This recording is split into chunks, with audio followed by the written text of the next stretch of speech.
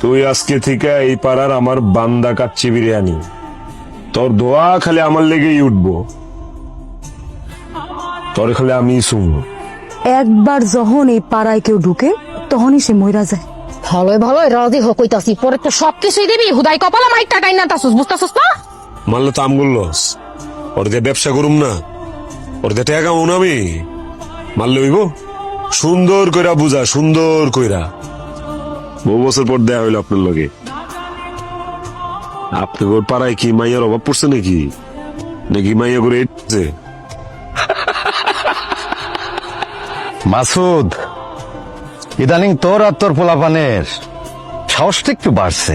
আমার পোলাপান একটা ভালো মাইয়া তুলা লয়েছে, তোর পোলাপান যায় খাবলা সেই মাইয়া ডেরাই না তোর ডেরাই ঢোকাইছে। হিসাবটা তো বুঝলাম না মাসুদ, আমাকে লাইনে কি এই হিসাব আছে? ওট, ওইটা কাপড় চাপড়টি বদলা, চুলের মধ্যে একটু ফুল লাগা।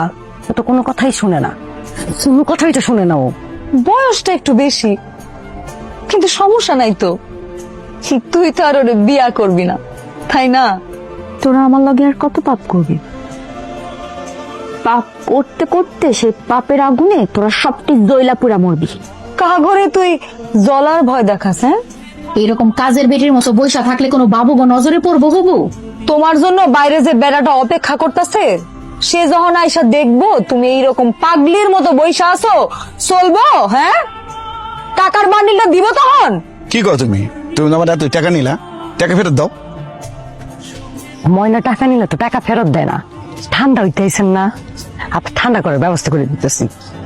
ওই জুসনা, আখি, তুমি কামটা করলা কি? আমি চাইলাম গিয়া তুমি দিলা কি?